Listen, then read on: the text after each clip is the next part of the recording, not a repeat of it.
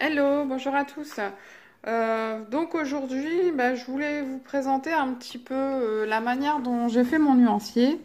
Donc voilà, donc là c'est le carnet que j'avais choisi. Par contre, j'ai rien pris pour vous faire voilà, par rapport à ma main. Vous voyez, il n'est pas très grand. C'est à spirale, donc c'est super pratique. Il est assez épais. Donc voilà comment j'ai fait mon nuancier. Donc j'ai pris mes feutres d'abord. Je les ai classés par couleur, puisque je sais pas si vous avez vu mon matériel, sinon n'hésitez pas à aller voir. En fait, mes feutres, ils sont classés par étage, par couleur, dans des petites boîtes.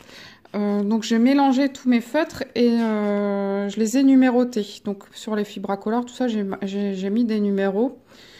Et les pens 68, ils sont déjà numérotés, donc voilà. Et donc j'ai fait mon petit nuancier comme ça. Donc j'ai fait d'abord tous les feutres que j'ai. Donc en fin de compte c'est les fibracolores, les Peppermint, les pens 68. Puis des qui s'appellent Top Model, là c'est des petits... Ah, il y a les Pit aussi, les Pit c'est pour la peau. Voilà. Ensuite, j'ai fait un nuancier sur mes crayons colorés. Bon, là, il y a une petite bavure, mais bon, j'ai dû mettre trop d'essence sans odeur. Donc, en fait, j'ai fait deux petits carrés à chaque fois. Un où j'ai fait la couleur à plat toute simple et un où j'ai fait avec de l'essence. Donc, voilà ce que ça rend. Ah, mise au point. Voilà. Donc là, j'ai mes 72 colorés. Donc je les ai entièrement, les colorés.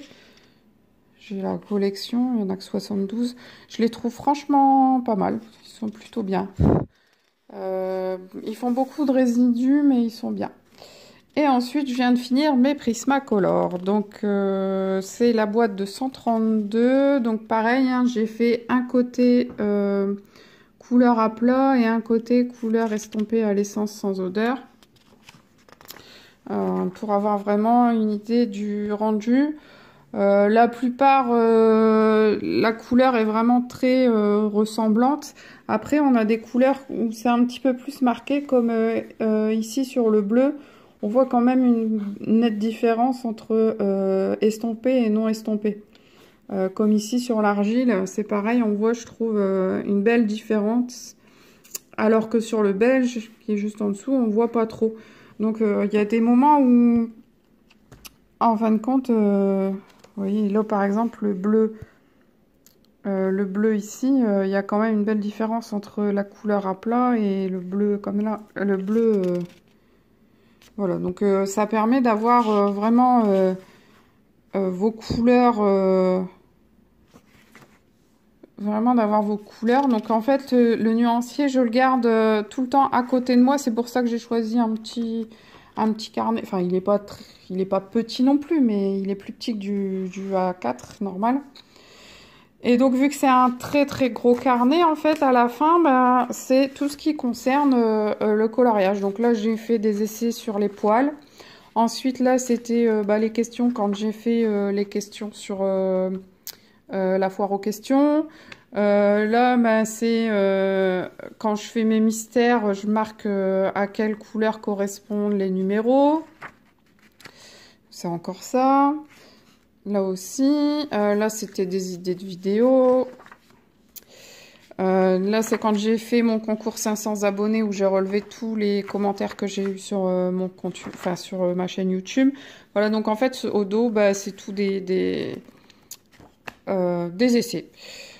Donc c'est tout ce que je voulais vous faire voir aujourd'hui. Je me suis dit que ça pouvait être pas mal. Et puis en plus, ce que j'aime bien, c'est un carnet que j'avais eu à Nose. J'avais payé ça 2 €, je crois. Ce que j'aime bien aussi, c'est qu'il y a un petit élastique. Donc quand vous le trimballez, il risque pas de s'ouvrir et les pages de s'abîmer. Donc ça, c'est bien pratique aussi.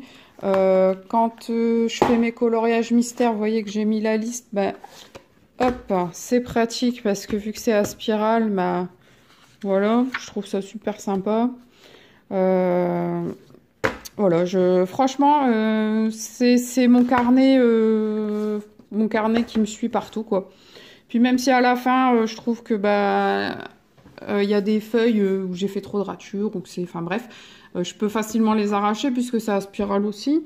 Donc vraiment, je trouve ça super bien comme nuancier parce que ça peut vraiment me suivre partout, me servir tout le temps. Et puis, ça permet vraiment de voir le rendu des couleurs sans avoir... Parce qu'au début, je n'avais pas fait de nuancier. À chaque fois que je voulais faire un coloriage, par exemple les coloriages mystères, je prenais une feuille de brouillon et je faisais des traits sur la feuille de brouillon et je comparais par rapport à l'image du mystère. C'est un peu le bazar quand même de faire comme ça. Enfin bon, voilà. Donc comme ça, au moins c'est pratique. Je regarde avec mes couleurs en ton, je regarde sur mon livre et vraiment, c'est vraiment mieux quoi. Donc voilà. Donc c'est tout ce que j'avais à vous présenter aujourd'hui. J'ai eu des journées très chargées avec le week-end de Pâques, donc je suis désolée, cette vidéo est un peu courte. Elle présente une petite chose. Je pense essayer de vous refaire un speed coloring ces prochains jours. Et puis sinon, si vous avez des idées de tutos, n'hésitez pas, parce que bah là, moi je fais mes colos comme je le sens et je fais pas forcément des tutos en fonction de mes colos. Donc vraiment quand je vois que l'effet, je fais waouh, ça fait super. Là, je vous fais un tuto, mais bon voilà. Donc si vous avez des choses que vous voulez savoir, n'hésitez pas à me demander. Donc je vous fais de gros bisous, je vous dis à très bientôt, à la prochaine, portez-vous bien, bye bye.